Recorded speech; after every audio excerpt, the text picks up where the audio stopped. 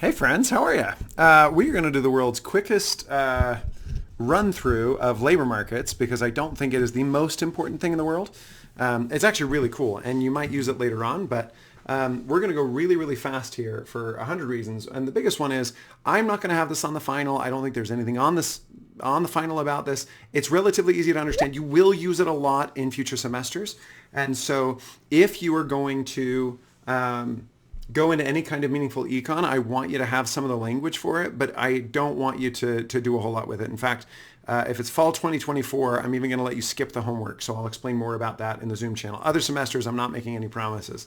But let's actually dive into this really quick. Okay, so, You gonna go? You gonna let us go? Come on, you can do it. I believe in you. All right, here we go. We're going to talk a little bit about labor markets. So when we say factor markets, mostly we're talking about labor markets. There are a couple of other things. And the great thing is you can model all of this with just regular old supply and demand. We just have to change one from supply of a good to supply of labor and from demand to demand for labor. And the price goes from price to price of labor. And we have a word for the price of labor. The price of labor is a wage or a salary. Okay, and so we're going to talk about that. How do we establish equilibrium prices, stuff like that. And this is also where we get into some immigration economics, which is really cool. The average U.S. citizen would be better off if a larger number of highly educated foreign workers were legally allowed to immigrate to the U.S. every year. Overwhelmingly, notice, by the way, that it says a larger number of highly educated foreign workers were legally allowed to immigrate to the U.S. So this is a really, really big number. 97% of economists agree on this. I really do think that this is great, and this is something that we should all do. Okay, factors of production. We already know about most of these. Okay, the only new thing here is that we're going to be talking about derived demand. This is something that we hear about a lot. Derived demand, I kind of think of it as second order demand or indirect demand, right? It is not that people are out in the world wanting this. It's that in order to get the things they want, they also need other things down the chain. So for example, if I am making popcorn and I'm a supplier for popcorn in the market, that also means that in order to get that popcorn, I'm going to have to pay for somebody to pop the popcorn, somebody to make the popcorn poppers. So I am creating derived demand and all of those other things down the chain for labor, for popcorn, for corn. And so all of those other things are derived demand. Okay, so not super complicated, not something that I used a whole ton, but just something that you don't need to be scared of because it's a relatively straightforward term. As usual, we have two big assumptions. They're nothing exciting. All markets are competitive and firms care only about maximizing profits. Okay, so Xavier sells popcorn in a perfectly competitive market. He hires workers in a perfectly competitive labor market. When deciding how many workers to hire, Xavier maximizes profits by thinking at the margin. If the benefit from hiring another worker exceeds the cost, Xavier will hire that worker. So the cost of hiring another worker is the wage. We call that the price of labor. We literally can just use that as a supply and demand curve. The benefit of hiring another worker, we need a new term for. And so what we're going to do here is start with a production function. Production functions are really simple. It's basically some variable plus or times another variable, and we finally have on the outside an output. So a bunch of inputs multiplied or added together, and at the end of them we get some kind of an output. And so this is the production function, and this is what it'll look like. You've got, in the short run, the only input we have are workers. In the long run, we could do factories and other stuff, but in the short run, we have workers, and each worker produces slightly less. You can imagine this as being the first worker is the best worker in the pile. He's really, really good. But the fifth worker, I mean, you're barely even really wanting to hire him. He's not that good, blah, blah, blah. But basically, this gives you a little production function. You've got quantity of output versus number of workers, and you're going to see something like this going on, right? You're going to have an increasing line that decreases slowly over time, right? So that's diminishing marginal benefit from each worker. Well, we need a new word for that. And the word for that, instead of it being diminishing marginal returns or diminishing marginal revenues, because that's not really what's going on, it's diminishing marginal product coming from labor. So what we call it is actually the MPL, the diminishing marginal product of labor.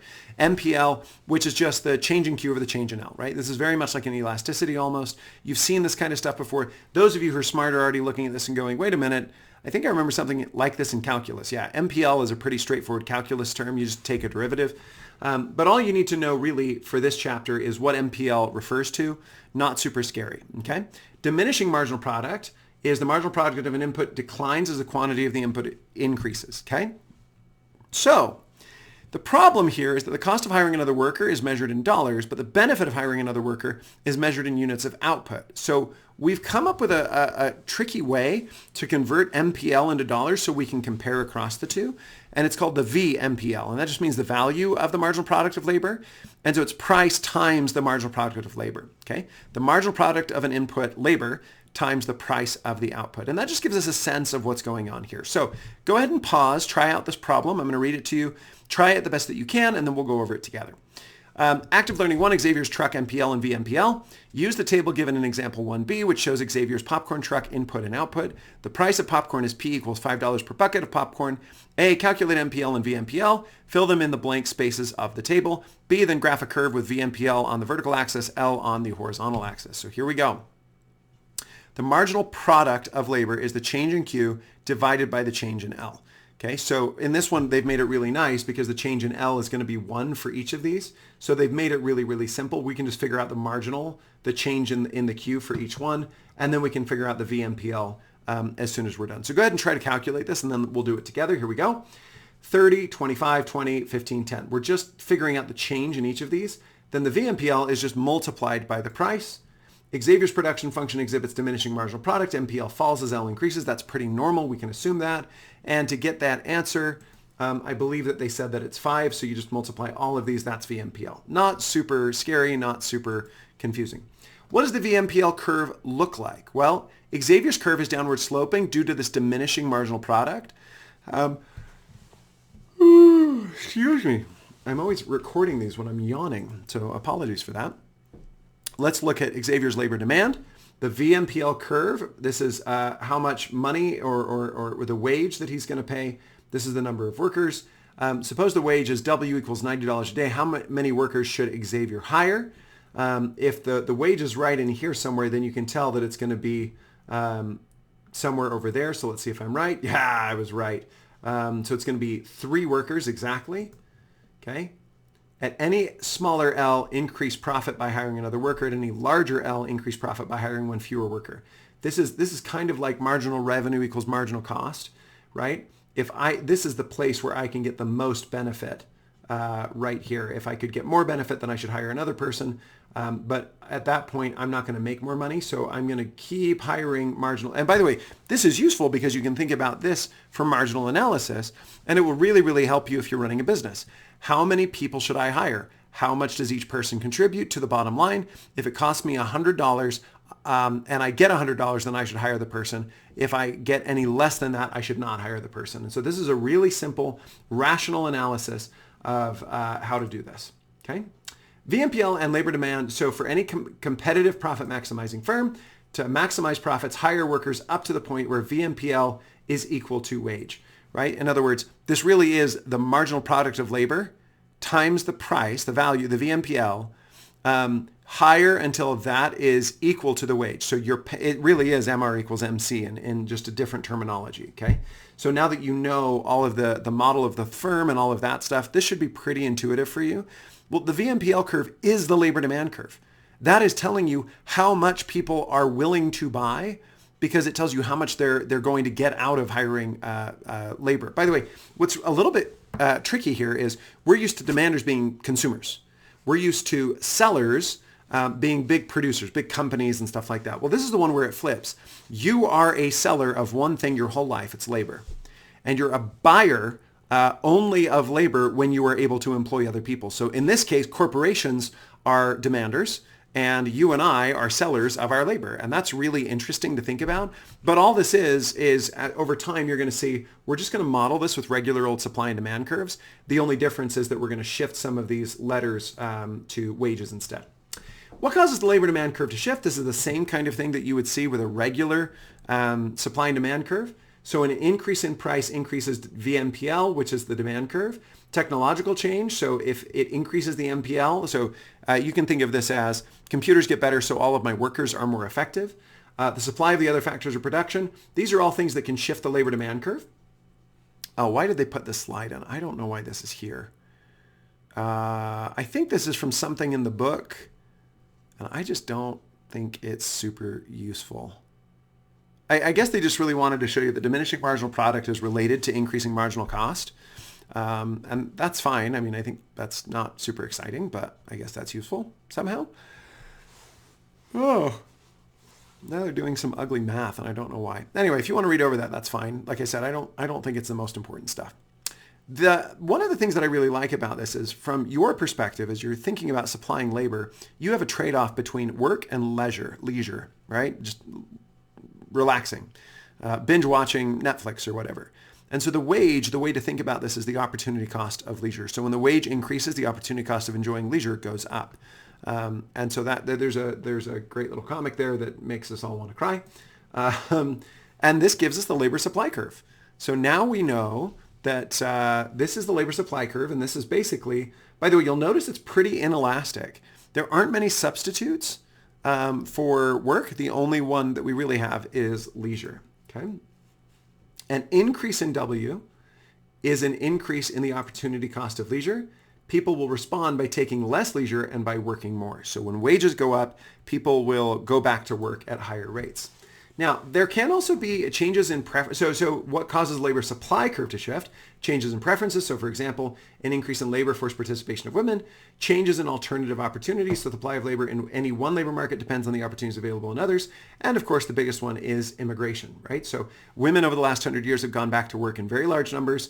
Immigration has been a big factor. By the way, we need to say this now. Notice that the immigration question has shifted from high education, high skilled workers to the average U.S. citizen would be larger off if a larger number of low skilled foreign workers were legally allowed to enter the U.S. each year.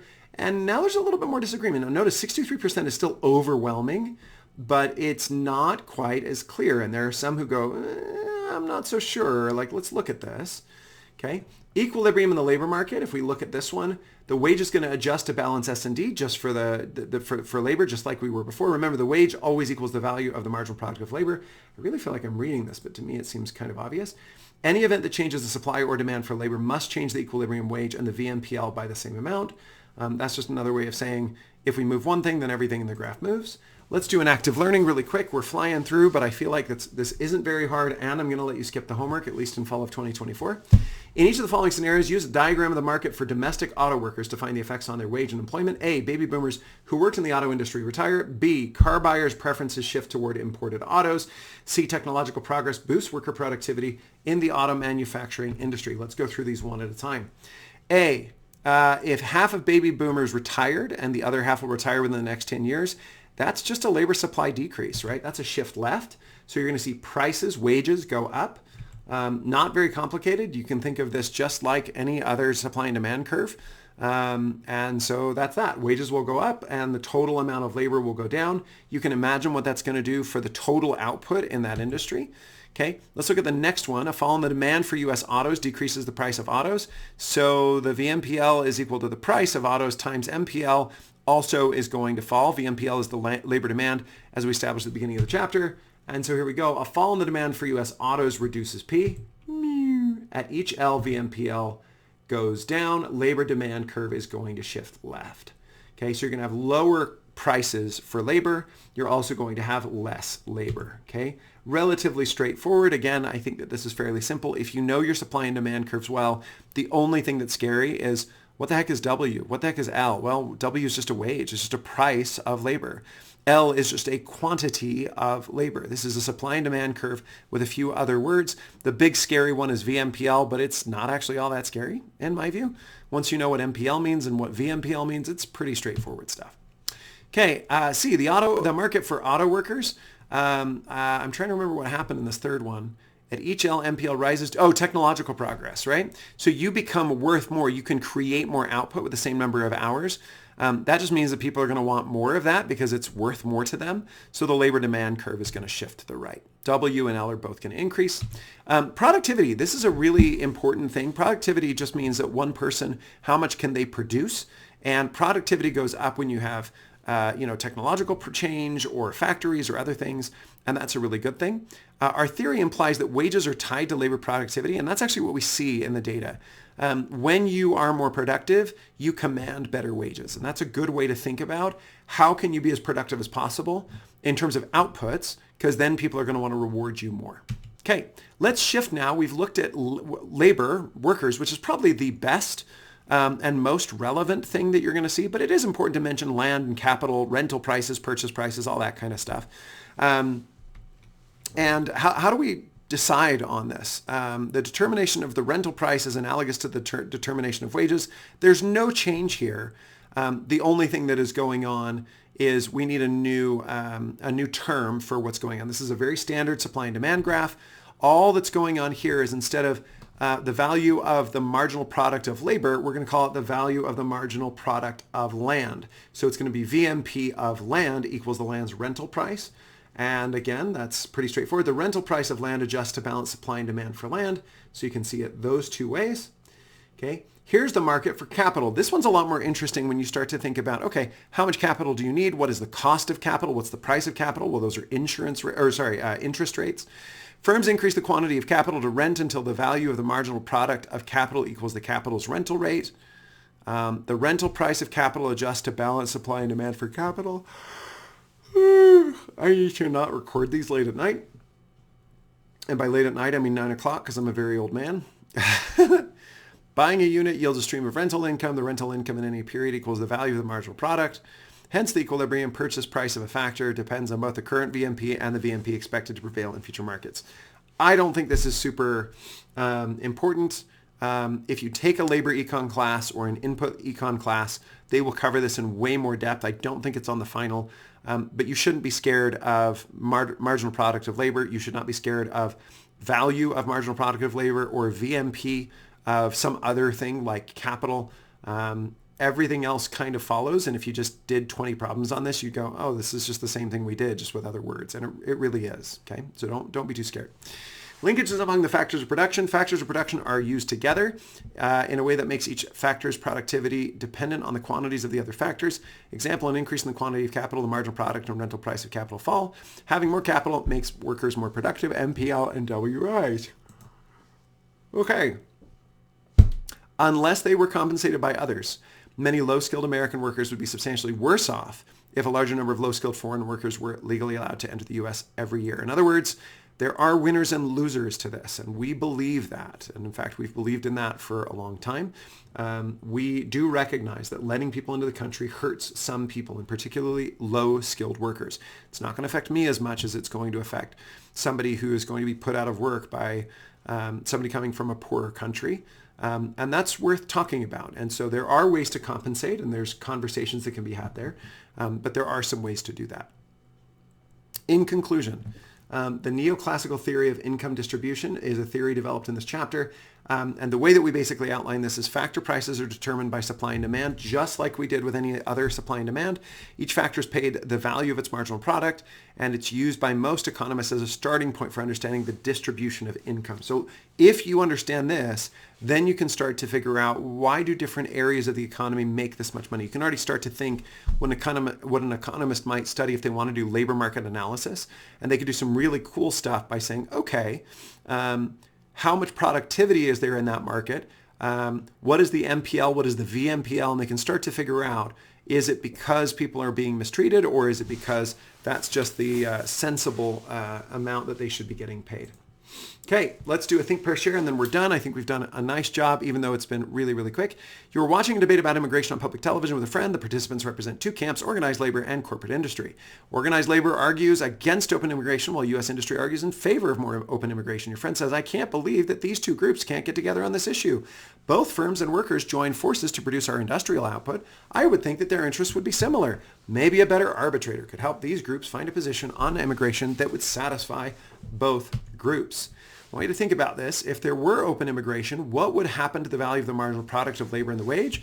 B, if there were open immigration, what would happen to the value of the marginal product of capital and land and their rental rates?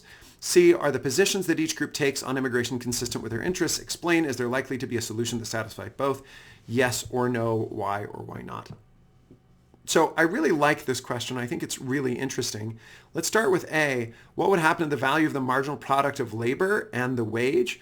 The answer is if there's a huge increase in the supply of labor, then the wage is going to fall. And so that's both a good and a bad. That's really good for consumers of traditional goods because the input price is just plummeted like a rock, so consumers are going to have way cheaper goods. But it's a bad thing if you're competing against those new immigrants who were going to have those jobs. B, additional labor could be applied to capital and land, which would increase the value of the marginal product of capital and land and increase their rental rates. What would happen to the value of the marginal product of capital and land and their rental rates? I'm trying to think of a good way to explain that.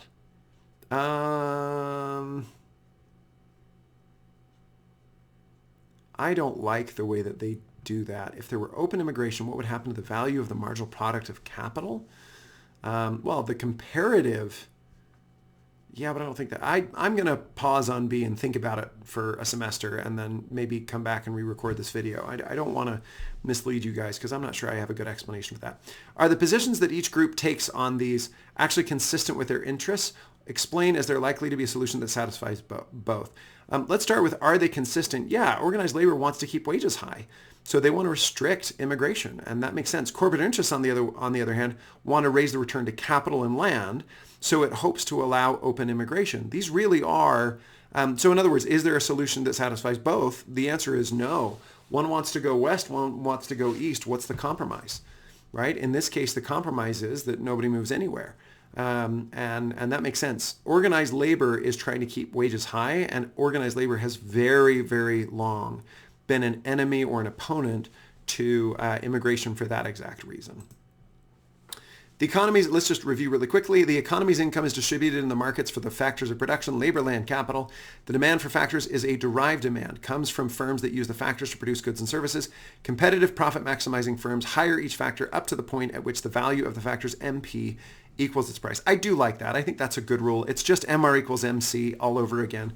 How do you decide how many people to hire? You look at how much you get from them and you keep hiring until it doesn't make rational sense anymore. The supply of labor arises from individuals' trade-off between work and leisure. An upward sloping labor supply curve means that people respond to an increase in the wage by working more hours and enjoying less leisure. The price paid to each factor adjusts to balance the supply and demand for that factor because factor demand reflects the value of the marginal product of that factor. In equilibrium, each factor is compensated according to its marginal contribution to the production of goods and services. Because factors of production are used together, the marginal product of any one factor depends on the available quantities of all factors. A change in the supply of one factor alters the equilibrium earnings of all of them. That was a really boring way to say some really basic things, but I think we'll call that a day. Not super hard. Hopefully that wasn't super scary. I think you should do the quiz, but I don't think you need to do the homework. Especially because the one for firms in competitive markets was pretty intense. I would rather that you practice on the quiz, get really good at it, meaning the weekly quiz and the Chapter 19 quiz. So take the Chapter 19 quiz, focus on the weekly quiz that's on firms in competitive markets, and then we'll go from there. God bless. Be well. Talk to you later. Bye.